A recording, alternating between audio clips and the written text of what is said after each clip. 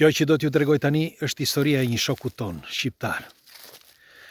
Në kohën e lëvizjeve, një shqiptar, një djalë i ri, iku nga Shqipëria dhe u vendos në Gjermani. Ishin kohët e lëvizjes atëherë, dhe ai pasi shkoi në Gjermani, me shumë vështirësi gjeti punë. Si gjithë shqiptarët e tjerë, nëse mbani mend në atë kohë, kishte vështirësi për gjuhën, vështirësi që të ambientoheshin me vende si për shembull dhe në Itali, në Greqi apo kudo që u shpërndan gjithë shqiptarët, njëkohësisht edhe ai. Dhe ka qenë një periudhë tepër e vështirë, siç e tregon. Si përfundim gjeti punë dhe pasi filloi që të punonte pas një mjeshtri që bënte kartonxhes, filloi dhe ky që të bënte këtë punë. Mirë po, pas një farë kohe, vendosi që ta bënte vetë atë punë. Dhe dal nga dal, merrte punë nga dorë e dytë, jo direkt ai, merrte një punë dorë të dytë dhe e bënte ai, nga fillimi deri në fund. I thoshin kaq para bën puna dhe ai natë dhe ditë punonte që të nxirrte pak të ardhura. Si përfundim koha kalonte dhe ai po shikonte që po vinte mosha që duhej të kishte një familje. Dhe shkoi në Shqipëri, ishte fillimi atëre, keni parasysh ju pas viteve 95-96, ishte vështirë atëre që bëje komunikime nëpërmjet interneti sepse nuk ekzistonte, por bëhesh nëpërmjet telefonave, telefonat si ishin atëre. Dhe më vonë pastaj filluan gjithë shqiptarët që të kenë telefona celular. Por megjithatë, në atë kohë ai shkonte në Shqipëri herë dhe njofti një vajzë që ishte një komshie. Ç'është e vërteta, ishte komshie e një vendi tjetër pak më larg, jo aty ku jetonte ai, por e njofti nëpërmjet tezës së tij.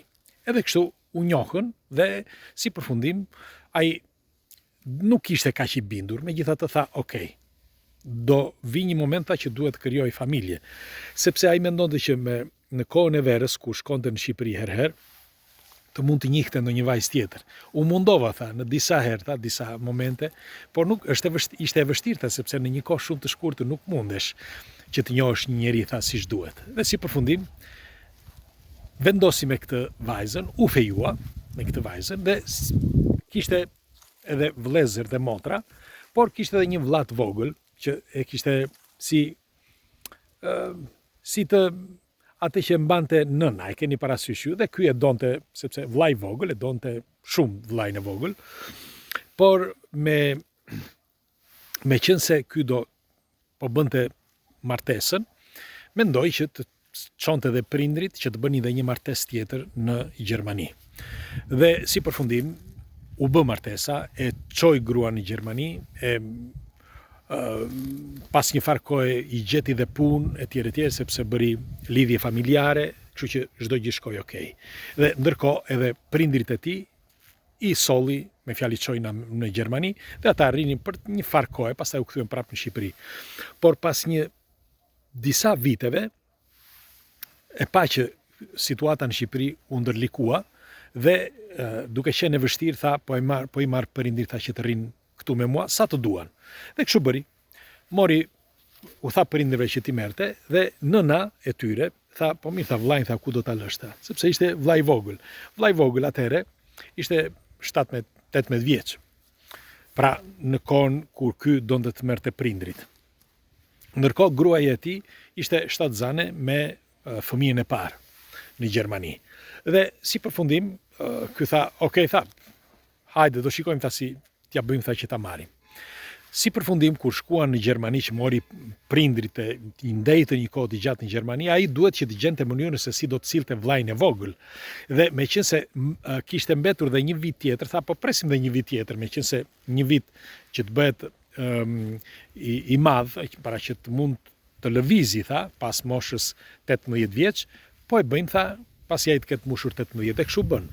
Pas një farë kohe, meqense kishte prindrit aty në Gjermani dhe gruan, dhe njëkohësisht lindi edhe fëmia e parë, ai mori edhe vllain e vogël. Mirë po, vllai i vogël që në Shqipëri nuk është se i pëlqente shumë puna, nuk e hante shumë punën. Edhe meqense ishte edhe periudha atëherë, mendoi se ndoshta nga periudha, hajde, tha, do shtyhemi. Dhe shkoi, i mori që të gjithë pra në shtëpinë e tij në Gjermani. Kishte kaluar kohë dhe ai kishte bler një shtëpi me shumë vështirësi dhe vazhdonte që të pagonte këstet mujore të bankës të kësaj shtëpie. Dhe lindi fëmia i dytë dhe me fjalë ndërkohë që ky po bënte dokumentat për vllajin dhe njëri pas tjetrit ata lindën bashkë të dy. Dhe kur vllai i tij pasi kishte kaluar moshën 18 që i bën kërkesën ky për bashkim familjar etj, ju deshën të paktën 2 vjet me sa kuptova nga momenti për të marrë edhe vllajin, pra nga momenti që i bëri kërkesën derisa merrte vllajin që të shkonte në Gjermani. Dhe kështu që në atë periudhë kur shkoi në Gjermani i vllai, ky mendoi që si gjithë të tjerët, e keni parasysh ju që jetoni jashtë. Një njeri nuk mund të rri në shtëpi që të rri ta mbaj vllai apo ta mbaj kusht një tjetër. Dhe vllai i vogël mendonte kështu, ose s'do bëj asgjë, ose do gjej ndonjë punë kush e shef, drejtor apo ku ta di unë në një zyrë apo. Dhe ky i gjeti punë me ato punët që bënte ky, pra me karton xhes, i tha, shikoj, kemi disa punë këtu, e tha që vendet punonte. Mirë po, vajti një 2-3 ditë vllai i vogël dhe nuk hante dot shumë punën. Si përfundim, i tha, okay, do gjejmë ndonjë punë, tha gjeti një punë në një lokal, si ata bodyguardët, rojet që ishin aty. Mirë po, për një farë kohe, sepse aq ishte ajo, mujore, dhe si përfundim nuk punoi më aty, vllai i vogël. Dhe herë në një punë, herë në një tjetër, sidoqoftë rrinte në shtëpinë e vllait të madh. Tani kaloi një kohë dhe gjatë kësaj periudhe gruaja mbeti shtatzan me fëmijën e tretë. Dhe gjatë kësaj kohe nëna dhe babai rrinin aty. Pra ishin të gjithë në një shtëpi. Mirë po, nëna dhe babai ishin pensionistë, sepse ishin jo pensionist në Gjermani, pensionist në Shqipëri. Dhe mundoheshin që të bënin ndonjë punë në shtëpi, por aq sa mundeshin. Kurse ky djali, pra vllai i vogël, loste pothuajse gjithë ditën në PlayStation. Dhe thash si nuk e hante shumë punën. Si përfundim ky nuk dinte se shtitoshte, sepse vllai i vogël i kërkonte shpesh të shikosh për veten tënde, sepse ti një ditë apo një tjetër do ikësh, do bësh familjen tënde. Kështu që mundohu që të gjesh punë, i thoshte vllai i madh.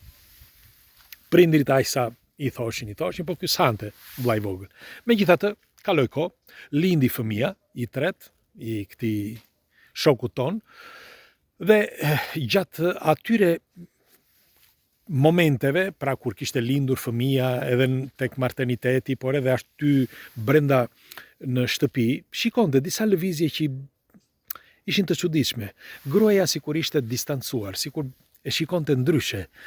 Me fjalë, sa herë që i fliste ky, sikur ajo i kthesh me neveri. Anasjelltas, kur fliste me të vllain e vogël, mënyrën se si qeshte, se si buzëqeshte kështu, ose me atë shikimin kështu, ky tha, drejqe mori, tha. Unë, gruaja ime, tha, të sillet me mua, tha, ashpër, dhe me vllain tim të sillet kështu. Nëse aty për aty nuk mendoi asgjë, por tha, sikur nuk shkon. Megjithatë, teksa po shikte një program televiziv një ditë, siç më tregoi, pa që në disa vende që kishin bërë këto testet e ADN-s, tregonte që sjelljet e grave në disa momente kuptohen që mund edhe trajtojnë dhe mund të ketë një të dashur. Në fakt ajo në atë moment punonte si hostes, si mund të quhen, këto që punojnë për ku janë pleqt, aty ku janë pleqt. Mirë, po aty kishte edhe të rinj. Pra si tip infermiereje, por pastronte aty brenda. Dhe ky mendoj mos ka njohur ndonjë aty. Ku i dihet tani, sepse edhe kur lindi fëmia i tretë, me fjalë, jo kur lindi, kur mbeti shtatzan, ishte një periudhë tepër e vështirë dhe për këtë. Qoftë psikologjikisht, por edhe fizikisht. Bile shpeshherë edhe nuk ishte në shtëpi. Dhe pati pak dyshime që nuk ishte i tij fëmia, po pak dyshime. Dhe emisioni që pa i plotsoi atë mendimin që ai të bënte një test ADN-je. Dhe shkoi, mori nga një cop nga flokësh se cilit dal nga dal, të treve, dhe bëri testin. Kur mori testet, çfarë zbuloi? Zbuloi që fëmia i tretë nuk ishte i tij. Dhe kur shkoi që të bënte kërkesën, me fjalë aty ku i dhanë ato të dhënat, i tha, shikoj, tha, e kënë, sepse grupi ADN-s, tha, gjendet në rrjetin familjar. Nuk dridhesha, tha, dhe nuk doja ta besoja. Nuk doja që mendimi im të shkonte, tha, tek vllai im. Nuk mendoja, tha, një gjë të tillë. Ishte të merr, tha, vetëm ta mendoja. Megjithatë, çfarë bëri ai? I mori edhe vllait një 2-3 fije floku, me sa kuptova, dhe çoi që ekzaminoi. Dhe si përfundim doli që fëmia i tretë ishte i vllait dhe jo i tij. Po. Si përfundim, ky nuk dinte ç'të bënte. Nuk dinte se si të sille, nuk dija, tha, se si çfarë të bëja.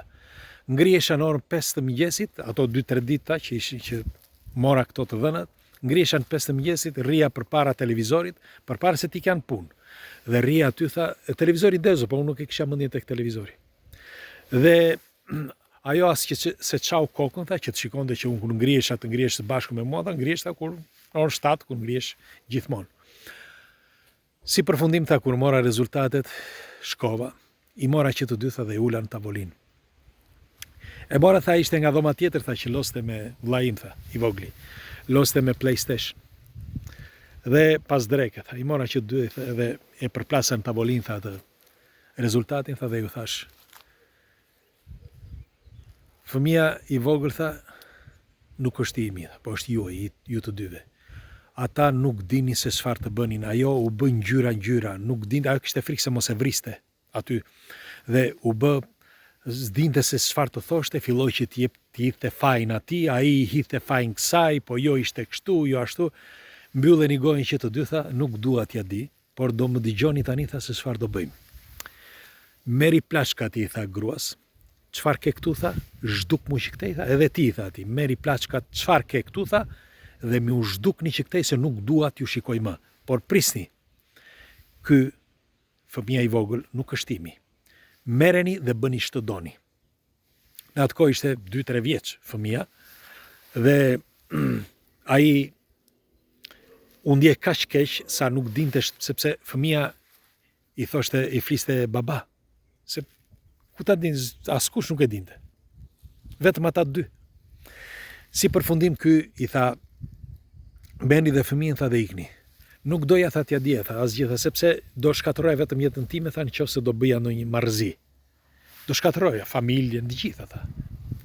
Pastaj jetën time, tha, pse duhet ta shkatërroja? Nuk ishte fajim, tha. Unë bëra ç'është e mundur për të gjithë, për vllain e vogël, për atë, tha, për babain, për nënën, biles, tha, i thash nënës time, i tha, kur ja tregova, që e mori vesh. Si nuk e pat ju, tha, si sillej, si nuk e pat ju ishit këtu. Po jo, ne nuk vurëm re, si nuk vëtre, ju këtu ishit.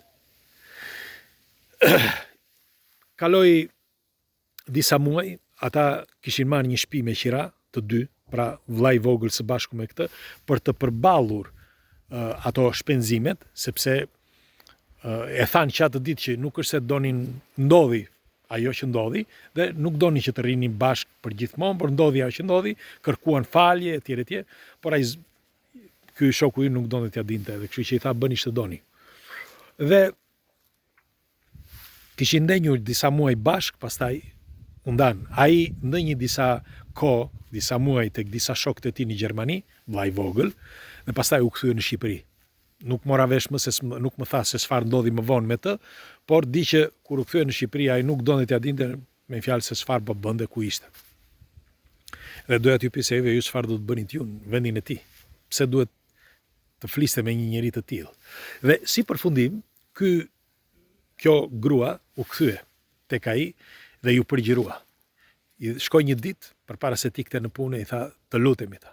Ti, tha, jetën tënde e ke bërë, tha, dhe ke krijuar një rrjet familjar, kështu shoqëror, tha, të fortë. Unë nuk mundem, tha, që ta mbaj dot fëmijën. Nuk mundem se kam se si e mbaj, tha. Do të lutem vetëm një gjë, tha.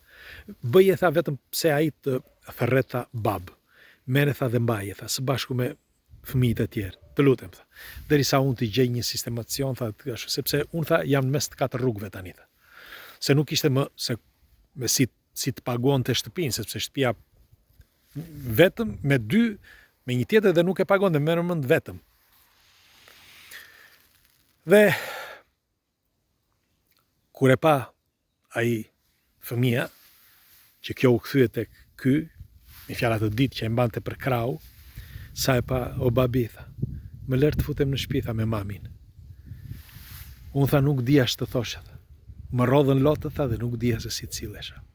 Dhe e mbajta, tha. E mbajta, po atë tha nuk munda, tha, që nuk arrija dot që ta mbaja. Dhe i thash, iki, thash, rri sot këtu, okay, që të bëjmë gjëra për fëmijën, por nga nesër bëj ç'të duash, ik dhe bëj ç'të duash. Dhe kështu bëri ajo, ditën tjetër iku. Ky e mbajti fëmijën dhe tha, nuk di, tha, se çfarë të bëj, tha, një ditë, tha. Nuk di, tha, nëse unë mund t'i them këtij fëmije, tha, që babai yt, tha, se ai më thret, o babi, unë nuk mundem, nuk kam kurajo që t'i them, shiko, nuk jam unë babai yt.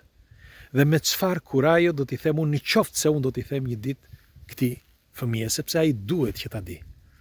Ose ndoshta nuk duhet. Dhe unë doja që t'ju pyesja juve, çfarë mendimi keni për këtë histori? Dhe si do të silleshit ju në vendin e tij? Ose çfarë duhet të bëj ky zotëria, meqense është këtu mes nesh, dhe diskutimet padyshim ai do t'i lexoj, çfarë duhet të bëj ai në këtë rast? Si duhet sillet? Çfarë duhet të bëj me këtë fëmijë që e thret bab? Dhe si do të shkojnë gjërat më vonë? Pres komentet tuaja. Ju përqafoj. Janë gjëra që ndodhin, normal, nuk ndodhin vetëm në Shqipëri, ndodhin në mbar botën. Mirë po, të diskutosh për këto është avantazh, sepse do të dim se si të sillemi, sepse diskutimet bëjnë ato që ti informohesh. Kështu që duhen diskutuar dhe janë gjëra që ndodhin e përsëris, ndoshta ky është një rast i rrallë, ose ndoshta ndodh edhe shpesh, por unë kam dëgjuar që edhe raste të tjera në Shqipëri. Jo vetëm kështu, por edhe me xhaxhain, me vjerrin, me vllajin apo me kunatin, me qindra. Dhe unë doja të diskutonim, sepse më ka shkruar, dhe s'është hera e parë që më ka shkruar edhe të tjerë, që janë pothuajse të njëjta histori si kjo, por me njerëz të tjerë në familje, jo vetëm me vllajin, me kunatin, nuk dua që, po doja që të merja vetëm këtë si shembull që ta diskutojmë së bashku. Pres komentet tuaja. Ju përqafoj.